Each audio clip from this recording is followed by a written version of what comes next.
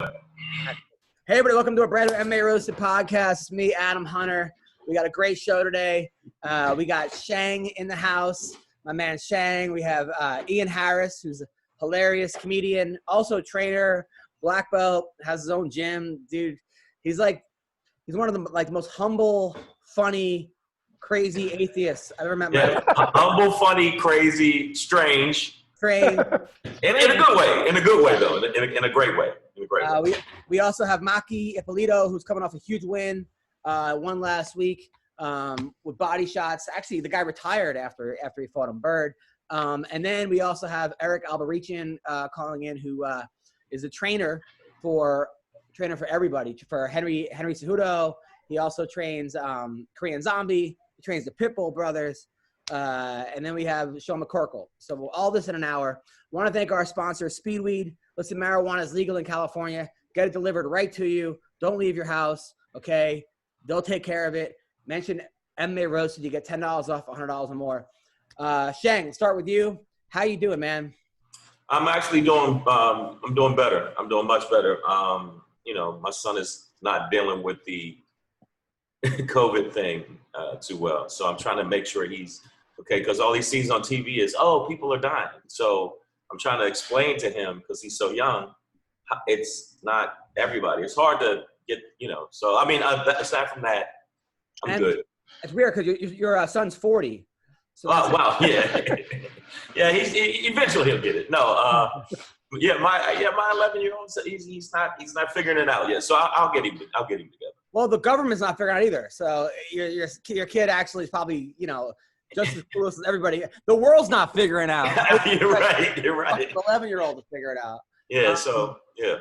And but how you doing as far as because I want to talk to you also, Ian, as well, because we had Hector Lombard on yesterday, who's a huge to the right Trump supporter. As far as what do you think is going to happen in the future right now, as far as police brutality, as far as cleaning up the culture, the government? What are your thoughts on all of this? Me or you go? Shang, you go. Me. Yeah. No, I think it's going to get worse before it gets better. I think the police are going to be reactionary first. They're going to come at people first, and then I think because it's been so consistent with the protests and worldwide, they're going to have to kind of compromise. They're going to have to figure out, you really can't put your knee on somebody for 10 minutes. Just basic shit. It's like, you probably shouldn't put your knee on somebody's fucking neck for 10 minutes. Even if I was watching Joe Rogan, and he said when he's been in that position with judo, even for 2 minutes, it's fucked up. Yeah. So imagine all your weight and a shin on your neck for 8.5 minutes. I'm sorry, not 10 minutes, 8.5 minutes. He said it's got to be horrible. So I think that the police will, and I think that Trump is going to be Trump. Trump is a man-child, and he's a fucking child, and he's going to react. And I think he's going to win, because I think he's going to win. I think he's going to win, but I think that it's going to be worse and worse. And then I think that people are going to revolt to the point where he's going to have to retire. He's going to have to just resign. It's just he can't continue at that little petty pace he does. He can't. Ian, your thoughts? No, he's going to lose for sure. I think. Every day he's dropping. He's down to 14 points now or something. The only thing is America has a really short memory, and we could, in 2 months, the stock market could go up 1 point, and people are going to train again, and they're like, everything's okay, and they might forget about it. Who knows? But I think he's going to lose big, and I think Shang's right that it's always going to get worse for a while, but I think this is definitely a turning point. We've never seen this. We've seen this happen, and we've seen riots, we've seen protests, we've seen all sorts of stuff. We've never seen it on this level. We're going on 2 weeks now, and Sunday I couldn't even drive home. It was so many people, and this is worldwide. We're getting it when people in Iran, Iranians going, "This shit in America is fucked up." You know that it's bad. when there's riots in Afghanistan over the oppression in America, we have a problem here. And so I think that's going to be, I think the cool thing is, if I can say, I don't know if this is probably not the right thing to say, but I think being locked down for 3 months with COVID has helped in a sense, because I think no, I'll tell you why. It's helped get people out because a lot of people were already raging, you're right. already wanting to get out. And I think they're like, fuck it, let's go outside and fucking march. And I think that's helped. It's been like a powder keg of people like upset about one thing and upset about this other thing and it coming together at the same time. And it just got people to get out. I think more people have gotten out in the streets than would have normally. Now, Shang, from personal experience, I know one time when I was like in my 20s, it was the Mets Yankees, first time ever they ever played each other. And while you were walking in, the security said, "Met fans, enter at your own risk." They would tell you that as you walk into the stadium. And I'm not kidding. I heard it. So it was over and over. They kept saying it. At the end of the game, Mets won. I was outside with my my little brother. Of course, my car died. I called AAA. AAA came. A drunk cop was there with his buddy, stole our AAA. So I go, no, I told him to come basically at this rock. He goes, no, too bad. I go, what, too bad? I had to get my brother home for a soccer game. What are you talking about? The cop took me, threw me against a tree, and goes, you got a problem? And I was like, get your fucking hands off of me, you know? And then he goes, come in my office. Took me into a empty, like, bathroom in like a parking lot and goes, give me your best shot. Come on. And on one hand, I'm like, man, I think maybe I could probably knock this guy out. On the other hand, if I don't, which I probably couldn't at that point, I'm fucked. The guy had a gun on him and a badge. And there's nothing you can do. I go, sir, I don't want to fight you. And the guy was drunk. I could smell the alcohol on him. And he was like, you think you're a little fucking punk, blah, blah, blah, blah, blah. It was a white cop. Then I was like, all right. Then my friend's like, I went back to my friend. He's like, get his badge number. I go, can I have your badge number? He goes, want to go back in my fucking office? I go, no, okay. Then I told another cop, I go, that guy just roughed me up. He goes, welcome to the Bronx. That's what the cop said to me, right? So well, that is New York, though. That was my first and basically last experience getting fucked up by the cop. I've been there. Now you as a black man in America, right. How many times have you been fucked up by the cops or profiled? Three, and I've had a gun pulled on me twice. What happened? I was running to the subway to get to a gig, and they pulled a gun on me and thought I was a person that snatched a purse. Obviously, I didn't have the purse in my hand. He pulled a gun on me. It's like, get down. And I had a Village Voice in my hand. I'm like, no, I'm at the comedy club this weekend. And I literally showed my picture and said, no, I'm trying to get to my show. And he went, oh, okay. Well, we thought you might have grabbed the purse and threw it. I'm like, no, I'm going to do a show. And that's it. Then he took the gun off me and said, well, go ahead. I'm like, so you're not going to apologize, nothing? He says, hey, I said I'm going to let you go. You're lucky I'm letting you go. Like, what do you mean you're lucky you let me go? So after he pulled a gun on me, I didn't get scared until after my set. It was weird. After my set, I was like, oh, fuck, I had a gun pulled on me. I was so wanting to get to my gig, I didn't even think about it that way. But, yeah, I've had gun pulled on me, once on a traffic stop, once on that. I was doing a show with Carol Montgomery. You know who Carol Montgomery is? Carol, yeah. I was featured for her, and some cops pulled the waitress was driving me home from a club called Spellbinders in Houston. And they were driving me, not home, to the room. And I wasn't even driving, and they pulled us over for drunk driving. She wasn't drinking, I wasn't drinking. Pulled me out the car, roughed me up, slammed me on the hood, said, hey, you've been drinking, you're drunk driving. I'm not even driving. What the fuck are you talking about? Public intoxication. I'm trying to treat you like a human being.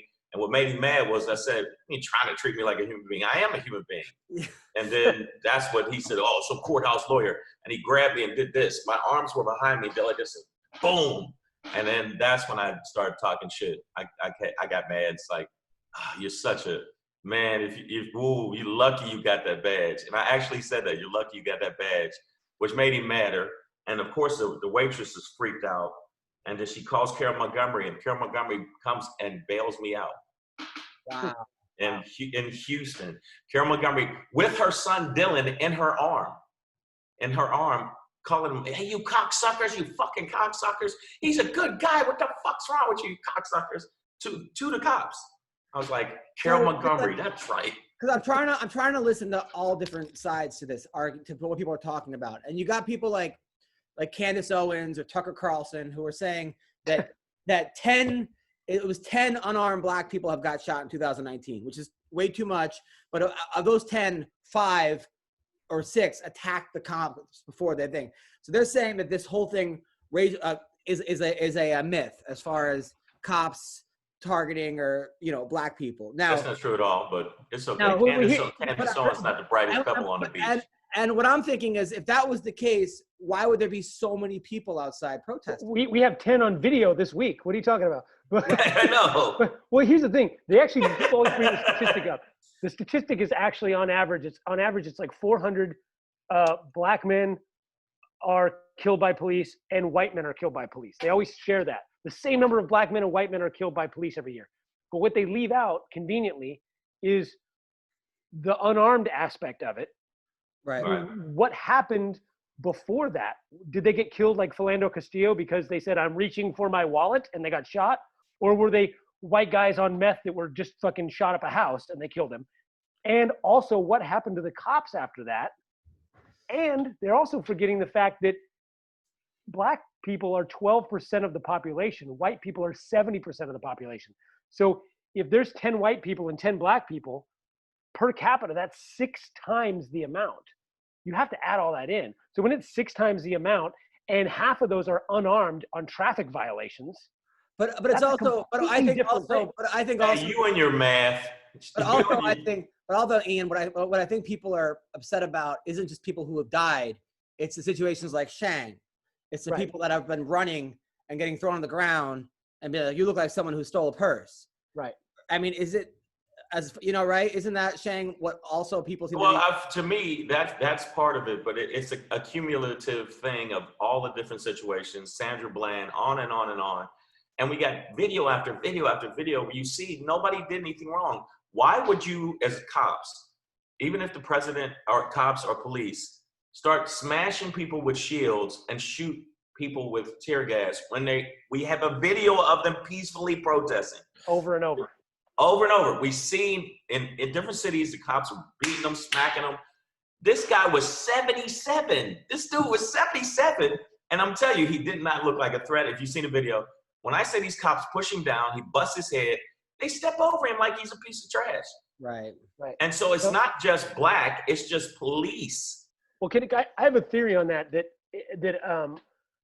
it's police, okay? And the reason why it's disproportionately black is because I think, first off, police are not trained at all. You go through like 6 weeks of some sort of hand-to-hand combat. You got to learn. I was talking to Greg Jackson about this because he does a lot of stuff. He said that they were teaching them like 170 moves in the academy, like 170 he's like, teach them 5, make them bust their ass for a month learning those 5, and then have a strategy when it doesn't work, you pull, after 2 minutes or whatever, you pull out, then you re-engage. He teaches combatives to police now.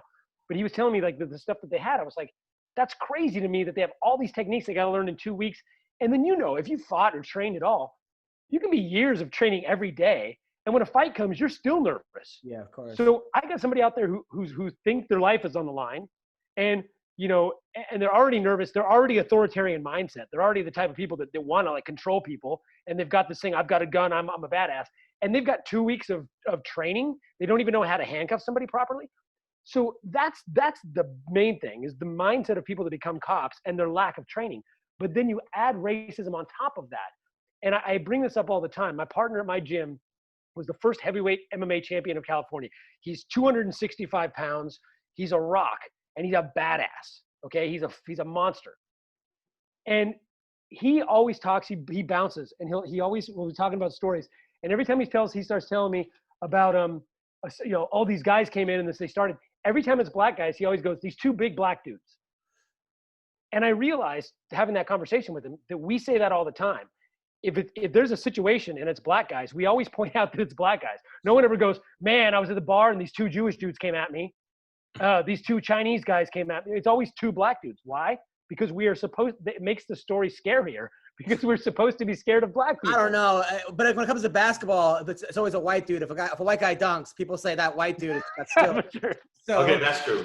I just mean in a fight though. But I just think you add that into it, and then you're just gonna have people out of control because they think this guy is scarier and more dangerous. But we will continue this conversation. Right now, let's talk to Maki Pitolo, by the way, nice. from Hawaii. What's up, guys? How are you, man? Yeah, you can hear you. Maki had a huge win. You see Maki, Shang, you watch you guys fight last week? Man, I'm gonna just say this. Please don't hurt me. God damn, bro. Those body shots were unbelievable. Right. Those were some of the hardest body shots I've seen in an MMA fight. Was that part of the plan? Was that part of the goal?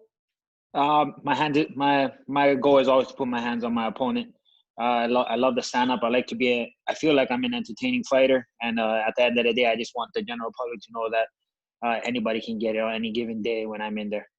Well, you retired the guy. Yeah. You did? Yeah, You did, I didn't know. I didn't know. But I just want to ask you a question. Did you feel like the first body shot, you felt like, okay, this is where I can soften him up and I can weaken him from that, and then you continued? Or was it more like, okay, I'm going to do combinations of up top, down low? Or did you it's what I do. That's how I play. I just like to continuously attack everybody. My opponents, they just overwhelm them and let them know that you can block your head, your body's going to get it. You can block your body, your chin's going to get it. And then sooner or later, you're going down. Well, you know what I liked about you, man, because they kept saying young up-and-coming prospect, young prospect. You've been in this since 2009. Yeah, man. You've been doing this. My journey was very long. 11 years, man. And you've made it. You know, you got to the UFC, then you got to a contender, then you had to go back to Bellator. Told you to win a couple fights. You've been grinding for a while, man. Man. It's nice to see that you're actually getting some kind of props. Yeah, I've been putting in my time. I've taken the long road, the hard road. It wasn't easy to get where I am at, and I'm happy I'm here. And it's time to make my dreams come true. Time to buckle down even more and sit in the fire just a little bit longer and let these guys know. Hopefully, my next fight, I can really wake up the division and let them know that I'm here to play and play right. Now, these huge hoops in your ear, because are you worried about them getting ripped out at all? Because never. And even if it does, we still fighting. Now, what is it about Hawaiians that you guys are so good at fighting? Like, it just seems like there's always a brawl. There's always every bar, strip club. It's like, I don't know, man. There's something in our water. I tell you what, man. I've surfed Hawaii a few times, and they just sometimes if you're a haole, and they'll just paddle up and just go whap and just punch you in the face. I'm not even doing anything. They just paddle up to you and punch you. You're like, what the fuck? Really? Yo, yeah, for real. It happens. I've heard of it happening too, man. I've heard of it happening. And then Hawaiian Maybe you parked in the wrong spot. That's why. Who knows? And Hawaiian women are always so hot, but they get pregnant at like 16. Oh, shit. I think it's 16, 17. Am I right? Yeah. I'm going to say 18. I'm going to say 18. But I mean, some of the guys you train with, Max Holloway, Yancy Medeiros, I mean, you train with some beasts. Yeah, I've trained with these are my brothers, and just training with them and knowing that they made it, I knew I was supposed to be there, and it was just going to be timing. Timing was all I was waiting for, and I feel like I got in the show at the right time. I'm primed out. I'm ready to take on any opponent, and I feel like the 185 division was just where I had to get in. But you know, your boss tells you go to 170, you got to go to 170. I mean, when you train with Max Holloway, you got to be able to push it, because that motherfucker pushes we all want the best for each other, man, and we're gonna push each other to hell and back to see our boys to be successful. Yeah. You know what I liked about you, man? After your fight, you go, the world needs more aloha, less hate. That's for sure. That's 110%, my brother. That's pretty damn. I mean, that's exactly what we need, and more Hawaiian girls too. More Hawaiian. So, do you train with Rachel Ostovich too? Here and there, but not all the time. She has her own spot. And then you're married. When did you get married? I got married last year. All right, your wife must be happy. So we just made 1 year, but we're together for over 10 years. Well, okay. So it's just somebody you already. Yeah, that's cool. Yeah, it's my high school sweetheart. Look at you, man. Yeah. I mean, she must have been like, all right, let's get married already, right? Was she like pressuring you? She was. But she waited out 10 years, man. She said, I'm staying here. I'm staying. I'm sticking. I'm gonna get him against the gate. I'm gonna get him against the gate. She's the real boss when it comes to my team. Were you fighting in high school? I had my first fight when I was 17, but I was originally a football player. My pops, he wanted me to play football and go that whole route. But I found fighting, and that's what really turned it around. That's great. Well, listen, congratulations, man. I just wanted to congratulate you. Thank you. Hey, brother. Thanks for I appreciate it. Stay healthy. Can't wait for your next fight, man. Thank you, man. Thank you. I appreciate it, guys. Those body shots, man. Yeah, buddy. More to come. More to come. I guarantee you guys that. That's the business, man. That shit. Thank you for everything, man. Thank you. Thank you. Appreciate it, guys. Coconut bombs. Yeah, but that's a name. You know what? A lot of people, if you watch UFC fighters that don't use body shots, I think they miss out, because if you look at I know people don't like Tyron Woodley. People talk shit. That motherfucker does body shots. You know you got hit. So they announced today that Fight Island is going to be in Abu Dhabi, which is crazy that we have to go to the Middle East to like fight peacefully. That's how fucked up America is right now. We got to go to Abu Dhabi to and they announced that it's going to be Gilbert Burns versus Usman is one of the fights on Fight Island. Wait a minute, what? Yeah, because Masvidal, they couldn't come to a contract with Masvidal. I thought they ended up signing one. No. So it's going to be Gilbert Burns versus Usman. What about okay. At which they're teammates too, those two guys. It's going to be a good fight though. I don't know. Gilbert Burns. What? Really? Why? Gilbert Burns is jiu-jitsu sick, and it's going to be a good fight.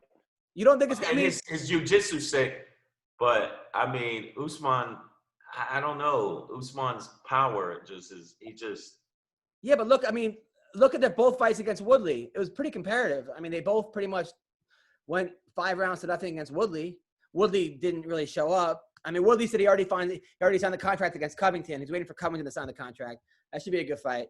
Except for, I don't know what's up with Woodley. Like, he's just trying to be a comedian and a rapper and a movie star. It's like, go back to fighting, dude, because like he has not been there. He has been. Something's just off. Yeah, he's way off. It's crazy. He got too many. What is it? Too many irons in the fire. But I don't think that's the case right now. I think but you know what? Before, other than that, the fights before that, he was more focused. And I think fighters that do too many things aren't focused. I agree, but he was focused against Gilbert Burns. He said he did everything right. He just didn't show up night of the fight. You've never had that as a trainer, Ian? A guy do everything right, but just not show up the night of the fight? I honestly, man, I'm wanting to do a documentary about the similarities between comedians and fighters. Yeah. And because I really think it's boiled down to so many people have fucking anxiety. So many fighters. I mean, it's more than normal. It's got to be like, I feel like 50% of the fighters, they have some sort of weird anxiety thing that they're trying to control in there. And it's like, if they don't control it, it overtakes. I see it all the time where everything is right and they get in there and they don't do anything that they trained. And then other people, you see that they suck in training and they get in there and they kill it. And you're like, how is that guy so composed in a fight? One of the best quotes I've ever heard is that it's not who the better fighter is, it's who the better fighter is that night. Absolutely. Because yeah, but look at people like, there's some people that follow a game plan and they fucking execute it. If you look at Masvidal, he executes his game plan.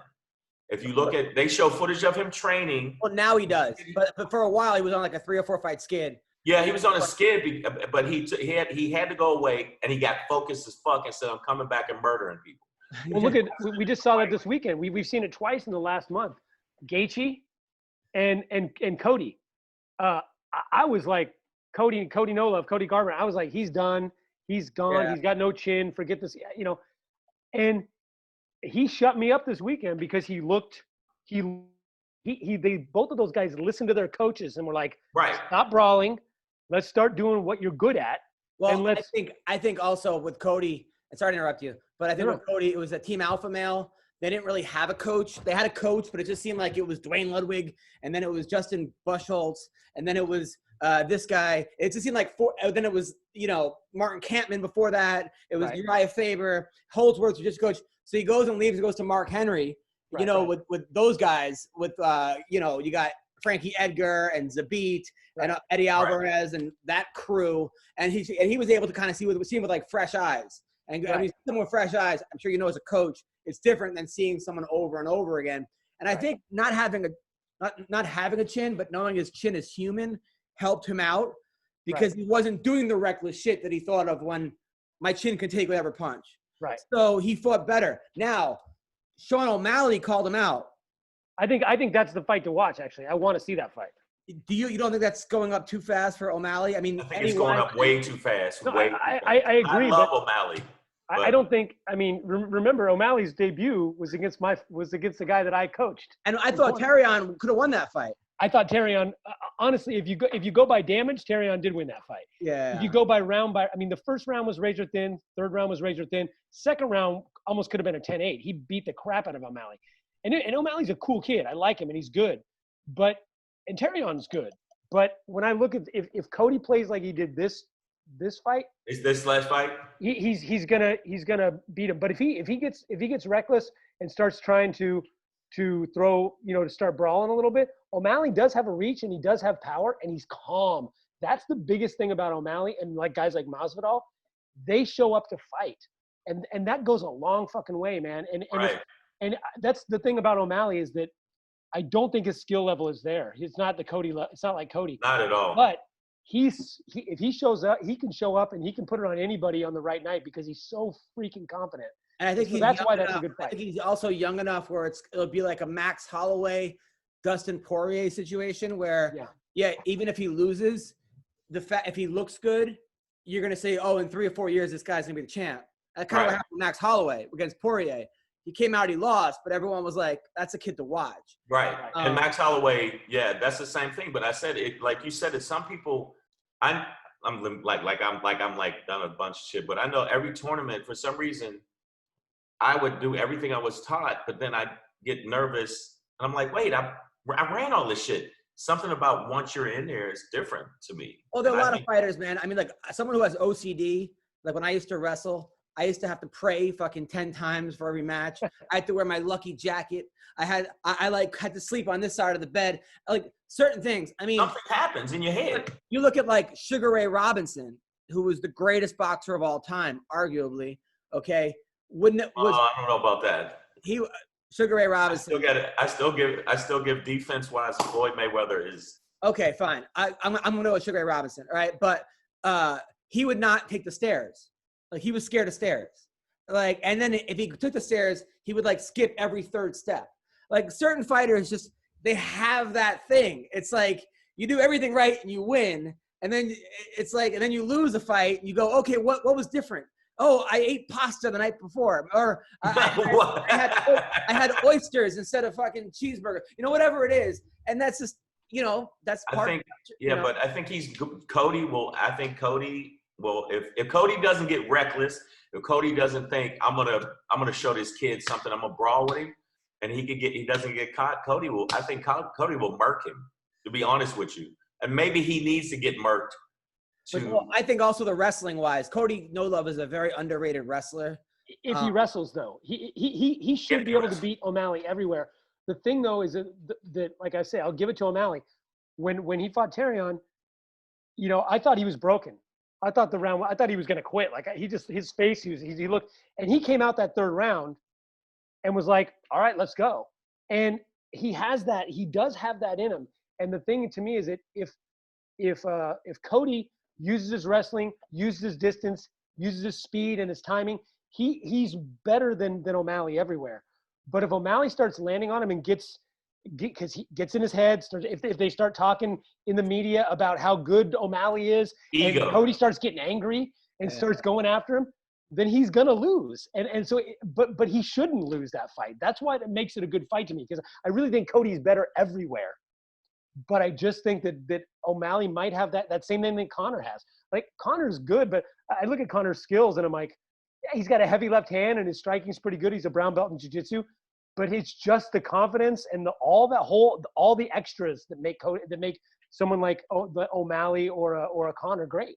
But Conor retired. Well, all right, let's talk about that for a second, because retired. One of the coolest things, I almost never watch like post fight. I'm like, the fight's over, I go to bed, or I go with my wife, whatever. Oh, you don't? I don't. I'm like, I just spent 6 hours watching this, you know, like from prelims, whatever. I gotta like I have a child, but for some reason I couldn't sleep. I watched Dana White, his like media scrum afterwards, and he was going off because he was like, look, this is the hardest thing I ever had to do. No sports out there except for us. I'm taking shots from everybody. And now all these guys are retiring. And he's like, fuck it. If you don't want to be with me, you don't want to roll with me, later. We're going forward, and we're making people stars if they want to fight. And he's like, we're the only game in town right now. And I got to say, I kind of was like, fuck yeah. Like, I kind of got inspired by that a little bit. Not that I want fighters to not get paid. Granted, that's not good. I think fighters should deserve more pay. But right now might not be the best time to negotiate. Right now, when there's nobody in the stands, literally. But no, you can't say that. And I disagree, because there's still going to be pay-per-view, and there's some people that just have that thing. I think Masvidal has it. I think Diaz has it. I think there's that. I think Conor McGregor has it. I think that they bring in so much money to that fucking UFC, they deserve a bigger chunk, because they're putting their ass on the fucking line every single time. They do deserve a bigger chunk. You know who I think deserves a bigger chunk, though? The guy getting $12,000. Because that guy is paying Ian. He's paying his lawyer. He's paying his camp. He's paying his insurance or whatever the fuck he's paying. He's doing a job. Like, that guy, that's the guy that I kind of feel for. I mean, not that I don't feel for McGregor. I think that if he's getting $500,000, he should get $1 million or $2 million or $5 million. He's bringing in that. But when I look at the guy who the one-on-one guy who's like, you know, who's getting $12,000, that's the guy that I'm like, I don't know. That's the guy that I sort of wish was getting the bump. They do that. Like the high up guys, they're even getting percentages. Like a lot of people, you know, a lot of the big names get percentage of the pay-per-view buy, and that's where you're getting. That's where you're getting like the GSPs were getting the millions, and you've got Conor getting the millions. And I think that's great. If you're a draw, you should get a piece of that draw. But you're absolutely right. Like if you think about an extra $100,000 would give the undercard. It would give every fighter on that undercard another $10,000, $100,000. Yeah, that's nothing for them. So an extra $200,000 would get everybody an extra $20,000. Like, I mean, I just think they could easily up the bottom pay for these guys to like, you know, 25 and 25 or to 20 and 20, something, as opposed to 12 and 12. It's like, you know, you should always go up a little bit when you win. Like they have it now where it's like it's 12 and 12, and if you lose, the next fight's still 12 and 12. It's like, fuck, man. Yeah, that's the guy. I mean, not that I don't think McGregor. I mean, look, especially if you compare it to boxing, when you got guys like Andre Berto pulling in $5 million a fight or something, and you're just like, Andre Berto. The thing about Berto had a good run though. He did. Okay. The thing I don't want in boxing is I don't want it to be like the best guys never fight each other, right? Where you got to wait, like Mayweather, you know, versus Pacquiao happens like 5 years too late. At least now we're getting the best guys. But I do think there's something about being like, I don't know. I kind of like the way Dana phrased it. I hate to, you know, it was just like, fuck it. You want to fight? We got fights for you. You don't want to fight? Don't fight. You want to retire? I see what you're saying, but with the with some fighters, yes, but with the big boys, and I call what I consider the big boys, and the people that are doing stuff where they're becoming highlight reels on every fucking thing you look on UFC, they're highlight reels. That flying knee from I bullshit you not. On the top 10 knockouts, it's on every single one of them. Oh, it was unbelievable. It was, and not only did he plan the knee, he practiced the knee over and over again. And that's the first shit he did. He had his hands behind his back. Come on, man. It was unbelievable. And I thought Askren was going to murk him. I thought he was going to wrestle him to death. Here's where the UFC, the entertainment industry, as comedians, it's the same thing. This is where they all make the mistake. Everybody wants you as the performer to do all the work. Yeah. And they act like, I mean, I've had so many conversations with agents and managers. I'm like, you know, if you gave Adam Hunter a Netflix special and you promoted it, he would be famous. And then everyone would be like, oh, Adam Hunter. And they would like Shang, whoever you gave it to. I said, you don't have to wait for them to have 1 million followers to give them. And the same thing goes here. They could build all these fighters if they wanted to. They have the platform. And the thing is, they're not giving the people on Netflix they're giving people like Just Hilarious or someone, Right. or King Bach, who became famous for making 10-second videdos. And all of a sudden their specials fucking because people, be real, it's garbage. So because they didn't get it the other way. Now, we got the man, the myth, the legend right here, Eric Albarracin, who he was a military veteran, silver medal Pan Am champion in wrestling, military champion. I mean, and now this dude trains Heny Cejudo. He trains the Pitbull brothers, trains the Korean Zombie, trains the Eraser. The Eraser. Killing the game, man. Very underappreciated. And doesn't even wear a shirt. First of all, where the hell are you right now? I'm actually on the beach in Pompano Beach, actually. I went to high school here in Coral Springs, Florida. We came down for UFC 249, Jacksonville, obviously for Heny. And then now I stayed down here because this is where I went to high school. My mom lives down here and my sisters. Oh, so, nice. And also there's a Pantoja, Alexander Pantoja. He's one of my fighters from the Ultimate Fighter 24. He was on Team Cejudo. And in my eyes, he's probably going to be the champion soon. So I'm always in contact with him and always pulling for him and things like that. Speaking of Heny Cejudo, the fight against Dominic Cruz, did that go exactly how you thought it was going to go? Exactly how it was going to go. The plan was to chop off his legs, deliver them to Carol Baskin here in Florida so she could feed him to the Tigers. Wow. Now Dominic thinks it was stopped too early. You think it was stopped too early? Well, I think Keith Peterson, no nonsense Peterson, was trying to prevent CTE, but I guess not. Wow. Okay. Now Cejudo said he's retired, but now he might not retire anymore. He's gonna come out and fight either Ryan Garcia or Volkanowski. Listen, let me sip on this a second. Yes. He saved the flyweight division, did he not? Yes, he did. He came along, and now the 135-pound division is the hottest in the UFC. Right. And he's trying to help out the featherweight division. So, but he's why trying would to help them out? He's trying to save another weight class. When has anybody talked about this weight class ever since until Heny Cejudo brought it up? Come on. So he's trying to save. But why wouldn't he fight Aljamain Sterling? Aljamain looked great in his last fight. Why wouldn't he fight Sterling?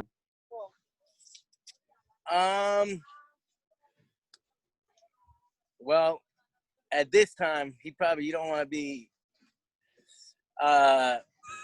fighting somebody that's got knocked out by the guy that he just knocked out.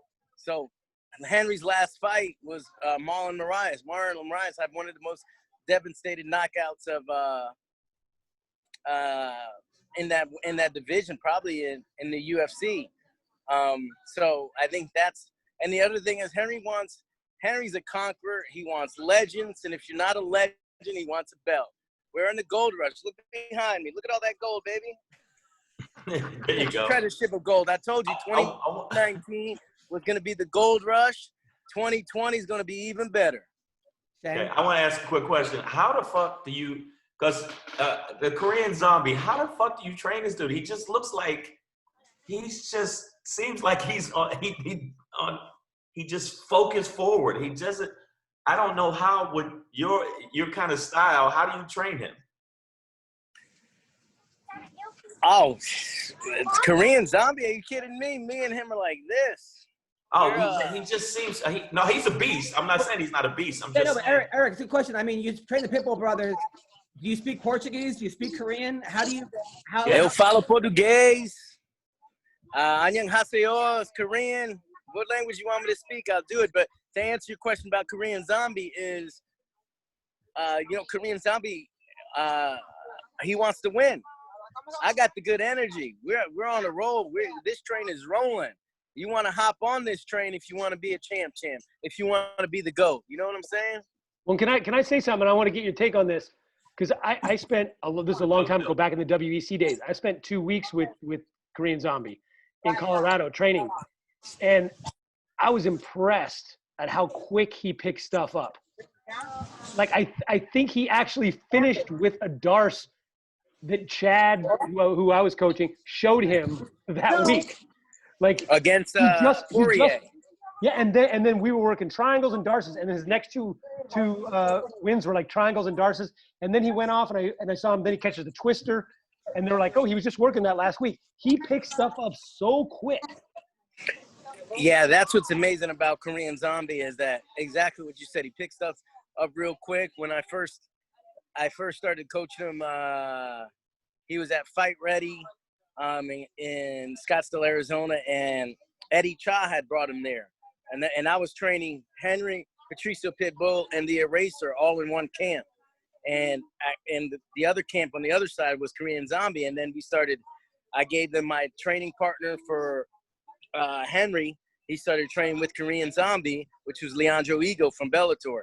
And then obviously when he went with Korean Zombie, they brought me asking, hey, what is he doing to Korean Zombie? And then we started working. But I'm sure he was like, oh, I don't know, Eric's too maybe outlandish. But once I started showing him moves and getting to know him, and me and him connect real well. I mean, it's if you want to win, if you want to be the GOAT, if you want world titles, what's not to like about that? So that's true. He's I mean, I do everything for these guys. I'm willing to sacrifice anything. We got the Eraser right now.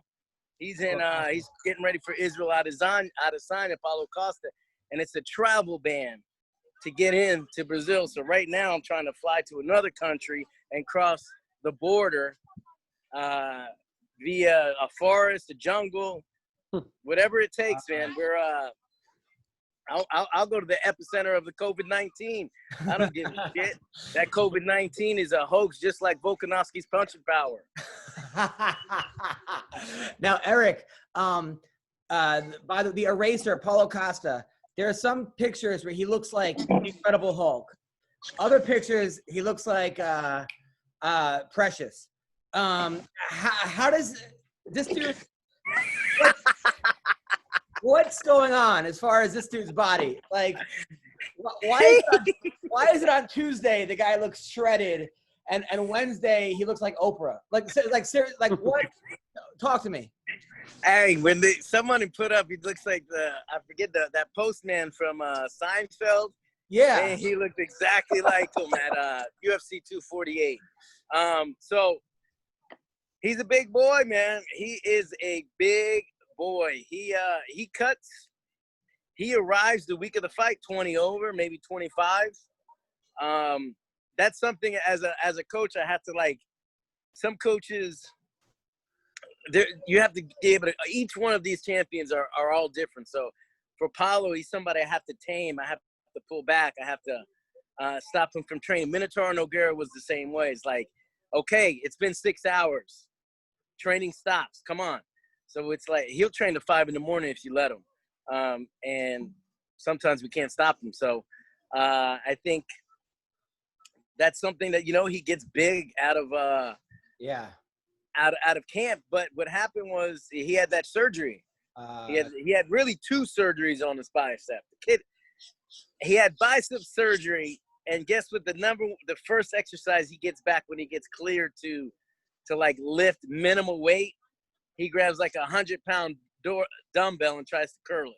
Of course. So really he had 2 surgeries on the same injury, and so he was out. He couldn't work out. He was eating. He's living in America at that time in LA, so he's eating out. He's eating food full of GMOs. He's all the carbs. Just eating out in general is not gonna. You're gonna gain weight. You know how it is when you're on the road all the time. Right, of course.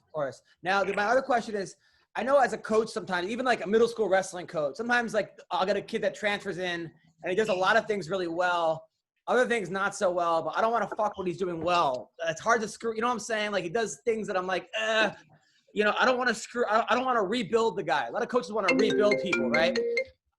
For you as a coach, how is it like you're a wrestling coach, but you got a guy like Cejudo, who's a gold medalist wrestler? or you got a guy like Korean Zombie. How do you know what to take back and what to work on and not make the kid worse? To tell you the truth, it takes an open mind. I always say that the illiterate of the 21st century is not someone who cannot read. It's someone who cannot learn, unlearn, and then learn again. We need to relearn it. As a person from a traditional sport, the original sport, wrestling, every coach will coach the same way his coaches taught him. Yeah. And you can't bring that. If I brought the wrestling attitude and the wrestling tradition to MMA, I'd have no fighters. You cannot do that. The wrestling coaches want to make you tough. They want to weed out the weak. Only the strong survive, and that's part of the reason why we're successful. But it's also part of the reason why a lot of people aren't in wrestling. And I think we weed out some of our best athletes by getting rid of them early. When I was in the military, we had something called the All-Army Championships. And every year, a couple hundred soldiers even from Afghanistan and Iraq, some people that were deployed to Kuwait, some people that were deployed in Germany, just all over the world. They'd come to our wrestling, and the goal as a captain of in the military, they would tell you, hey, by the end of the week, by the end of this warm-up, I want 50 to drop out. So you make the 50 the hardest warm-ups you could possibly conceive, and 50 drop out, and they go back overseas. That's how hard it is, and we just want, by the end of the month, I just want 10. And maybe there was like a super athlete in that group, but we got rid of him early. Yeah. Before he could develop. So I think that's part of the problem with wrestling, is that we kind of like, what do we always say? At least I remember in high school, I used to go to the track athletes. I used to go to the football players. I always wanted to get athletes on my team, and they're like, heck no, it's too hard.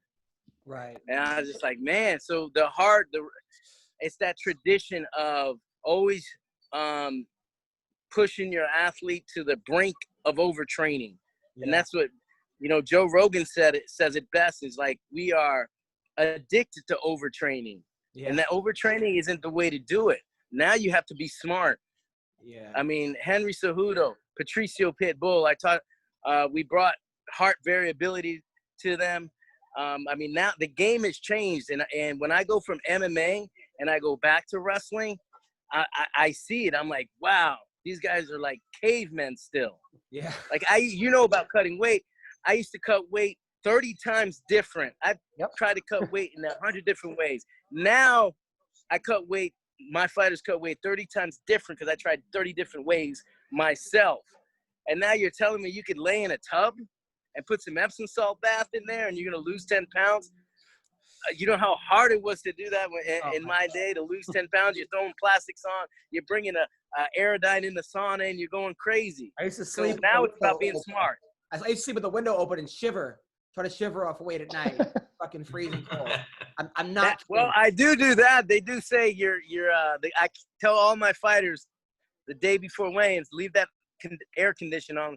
So when you're sleeping, your body's working to burn calories to keep yourself warm. I love that. People always think that you burn calories when you're sweating. No, you burn calories when you're cold and you're trying to heat your body up. That's exactly, a calorie is a unit of heat. And it's like sweating when it's cold, that's when you're really burning calories. Just sweating because you're sitting in a hot place. Otherwise, everybody in Arizona would be skinny. It don't work that way. The thing I like about these about wrestling, it's good to hear you say this, because I've had a lot of wrestling coaches. I've gone to train a lot of places that are wrestling based, or the MMA coach is a wrestler, and they bring that mentality, but they bring it with all the rest of MMA. And I'm like, you can't go 100% with elbows and punches and kicks, sparring every day like you do in wrestling. That's how I tore my ACL. My ACL, because the guy had me in a fucking leg lock, and I'm like, I'm not gonna tap. I'll power out of this, and my fucking leg snapped. Yeah, you can't train MMA like that. You just can't. You're gonna end up with injuries and concussions and everything. Eric, Eric, look, I'm a huge Cejudo fan. I know I fuck with him a lot, but I'm a huge fan of him. But I got to think that him fighting Ryan Garcia is a terrible idea. if it was MMA, he would obliterate Ryan Garcia. In boxing, come on, man. You know what? Everybody talks about Ryan Garcia's speed, and he's gonna need it when Henry's chasing him around that ring. So, or the cage. You know, well, hold on. He said he's young enough. He's not Floyd Mayweather. He's not Floyd that's only willing to box. He's like, oh, what did he said about Conor McGregor? He said, Conor knocks people out, so why wouldn't he come to boxing? Well, you're a boxer, and he's knocking people out with his hands. Why wouldn't you come to MMA? You know, make some modification rules. Let's be serious. He's not coming to MMA. You know he's not. But I'm saying Ryan Garcia is young. He's not old like Floyd. He has time. He's not going to learn arm bars. Hey, listen to my idea, Adam. You're interrupting. Sorry. Listen, you could coach him in wrestling. This is what I'm talking about. We'll have Adam Hunter coach him how to hunt in wrestling. Yep. And I'll teach Henry how to box. Let's go, baby. Henry knows how to box. He's an amazing boxer. But when the guy's only doing boxing his entire life, and he's a prodigy, and he's undefeated, and he's ranked number 3 in the world, it's going to make Henry look bad. And you know that. And Henry's so good. What does he need to do that for? Is it the money? You don't need the money, but it would be good to get the money. Shango. But check it out. But Henry, like me, like a lot of wrestlers, or like a lot of minorities, grew up watching boxing. There was no MMA. Yeah. I grew up watching boxing and WWF. So there was no MMA. So Henry's always loved boxing. Matter of fact, when Henry won the Olympics, the plan was for him to go into boxing and win an Olympic boxing gold medal in 2012. And he did it for 3 years. And then there's a point system that you have to be able to qualify to be able to even compete at the Olympic trials in boxing. And he was doing motivational speaking. He was doing a lot of traveling at the time, and he didn't get those required points. And he kind of pulled back from it, and he came back into wrestling. But he's always loved boxing. So he's always wanted to be a boxer, even before MMA. And one of his idols is Oscar De La Hoya.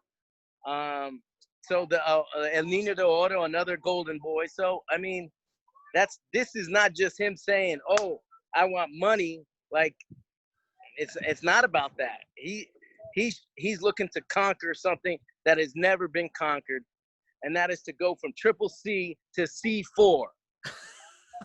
Yeah, man, I'm gonna tell you right now, you are on a roll. No, I'm serious, man. It's all this drink. I'm all this drinking, baby. You know what I'm saying? Goat milk, as you should. I'm saying you're on a roll, and you got some of the baddest motherfuckers out there. I mean, and so nobody can front on you on that. You got some of the baddest motherfuckers out there. And the fact you got Henry, who is a character, to me, he's a character, but I love that shit. Yeah. And backs it up. That means something to me. Like, when you see somebody talk a lot of shit or act a certain way and they back it up every fucking time, you can't say nothing. And if you got him on that track, keep him on that track. So if he goes after boxing and beats this motherfucker, then it's exactly what you just said. What's cool about Henry, Eric? You said about that, because I was like, you know what? I said Henry lost before. You're like, yeah, he lost. He lost everything. He started from zero. And to start from zero to come back to where he is almost more impressive than a guy who's never lost. It's pretty amazing. You know? That's what everybody asks. What changed? What changed with Henry? Because you will never see an Olympic. I've tried to get Olympic gold medalists. I've tried to get Olympic gold medalists to come into MMA. They won't do it. Nobody wants to climb to a top of a mountain and go slide all the way back down and start at zero. Nobody. And when they do, a lot of them encounter adversity early, and then they start thinking, well, shit, wait a minute.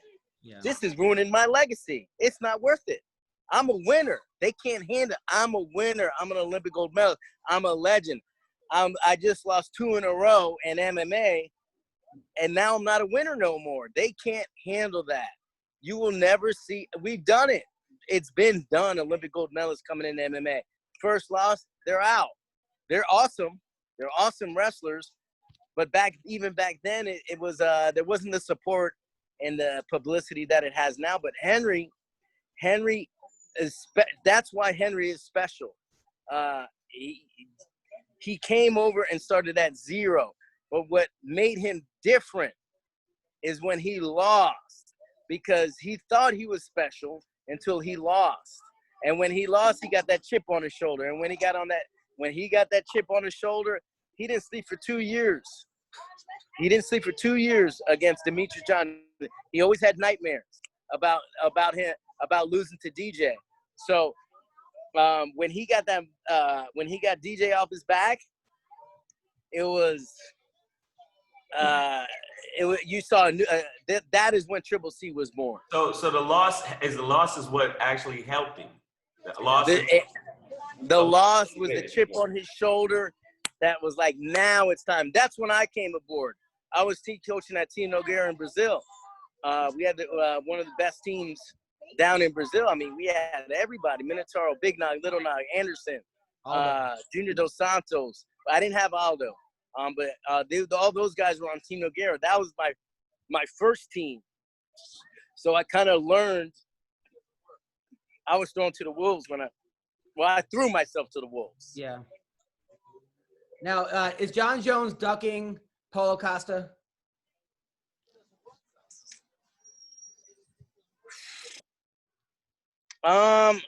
You know what? I'm not sure.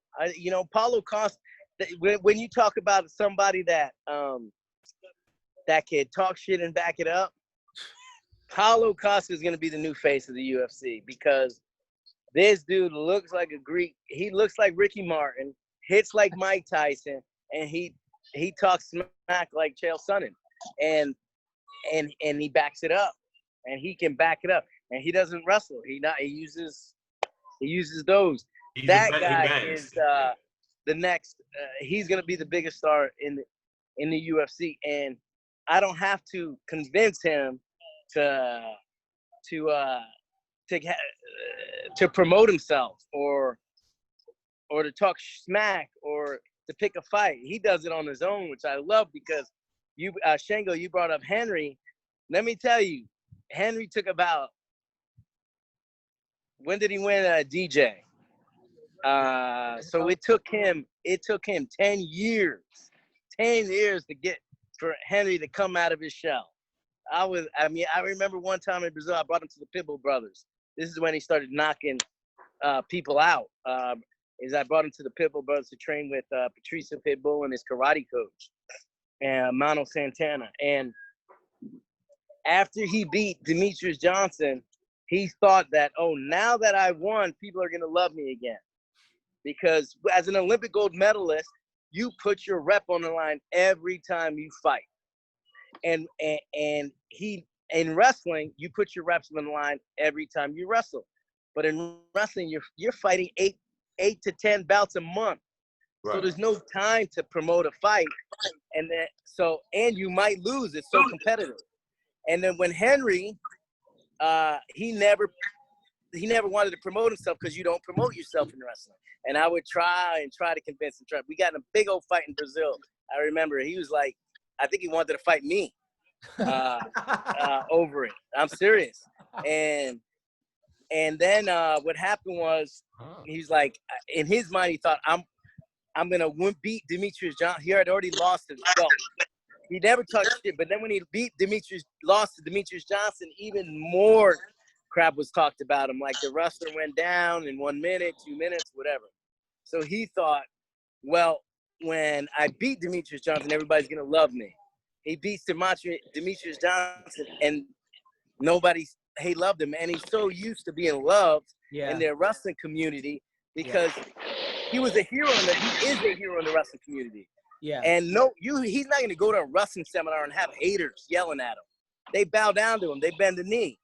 Sure. He was the only Olympic gold medalist in 2008. He saved the country by getting that medal, because nobody had a medal in wrestling except him.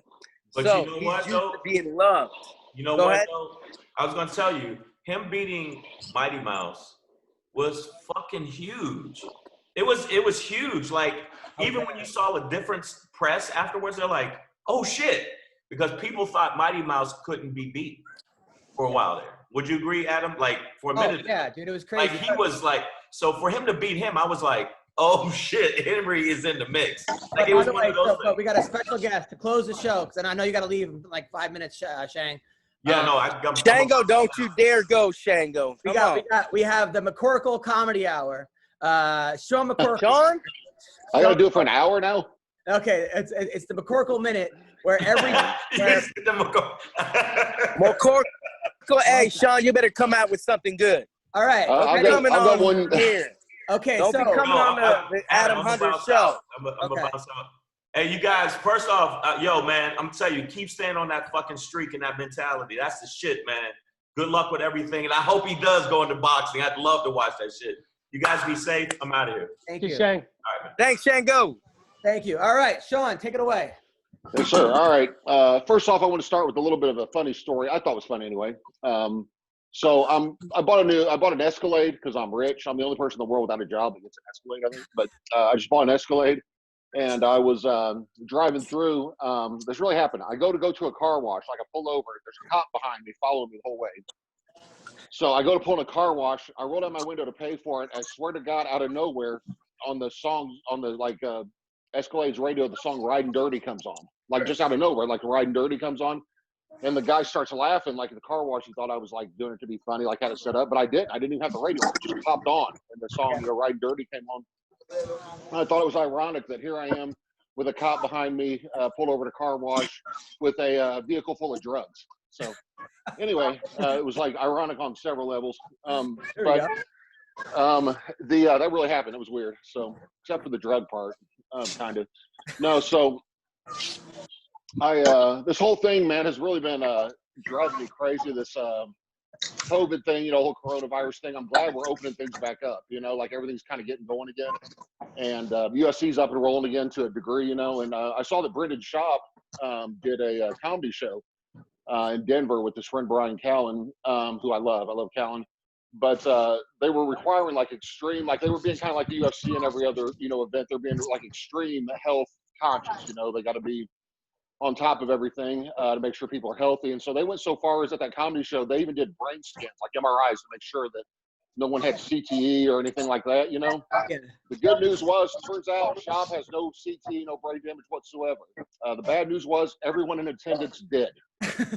So they were all declared with brain damage. Yeah, I don't know. This is going to be a long hour. So, speaking of, the UFC up and running again, I was looking at, keep looking at this joke I don't want to do. I'll do this one instead. Do it, baby. So bad. So, with this Fight Island thing, they're, rolling out. They just announced where it's at today, and it's not an island per se. It's actually just got like a little moat around it, but over there in Abu Dhabi. So, your buddy, Heny Cejudo, I saw, he recently retired, even though he's talking about coming back again, but I got the inside scoop from Ariel Helwani this morning. Henry's still Ariel working for that sounded racist, but go on. I got an Ariel story for you too. But no, so Ariel was giving the inside scoop. He said that Henry is still technically working for the UFC since he's under contract. He's going to officially be at Fight Island when the events happen there, sitting in a tower yelling out, "Boss, deplane, deplane," every time the fighters show up. So, I didn't know his best friend and trainer was going to be. Yes. My girlfriend said no one would get that because she didn't get it. But go on. Okay. Is this live? No, it's not live. Go on. Okay, so you can edit this out if it's too. I'm gonna leave it up to your judgment. Actually, on a second note, on Ariel Helwani, I saw the other day he was crying on his Twitter saying if he'd have known how many people followed him who were racist and hateful, he would have deleted them a long time ago. And I told him, Ariel, I would like to think like I'm an optimist. I'd like to think without all this social unrest and coronavirus that millions of people would hate him anyway. Like I don't think it's these circumstances call me the glass is half full kind of guy, but I like to think that people would hate him regardless. Adam, don't you dare edit that part out. That is absolutely true. Nothing's getting edited out. Dare edit out that part. This is the part that I'm worried about. You know, especially with the current climate. But ever since I met John Jones, I met him one time at, I think, UFC 134 or something. I got to talk to him for a few minutes. He always reminded me of somebody, and I couldn't really figure out who it was. He just reminded me of someone I knew, like in a former life or something. And so my son had a birthday party the other day, and we were all hanging out, you know, my family, and I finally realized who it reminds me of. I was like, you know what? John Jones reminds me of my uncle Tom. Oh. Okay, so maybe that was too far. I don't know. That one, I don't know. Yeah. That one. Just don't edit the one about Ariel Helwani. That's my piece, Adam. Nothing's getting edited. Maybe On I the should other say my one, Uncle Thomas. All right, go on. Anything else? No, that was it. I had another Schaub one, but I can't remember off the top of my head. Brendan got mad at me because I said that the looters are coming into Best Buy to return his DVD. Right. Which no one believed that anyway because no one bought it. So yeah, exactly. You know. It's funny. It's funny you mentioned about the CTE because I didn't have CTE until after I saw Brandon Schaub's show. Of course. Right. That's like, yeah. Well, listen, Eric, it was great seeing you, man. Keep up the great work. Huge fan of yours, man. You're doing God's work out there, man. Great work. McCorkle, thanks for providing laughter to everybody right now. I'm not doing great work, but no, you are doing great work. Ian, you're the man. Thanks for having me again. Be healthy, guys. I just want to say thank you for all the great material. Anytime. I'm gonna keep sending you more. Thank you, Eric. Thank you, Sean. Thank you, Ian. Guys, have a great week. all right, man. See you guys.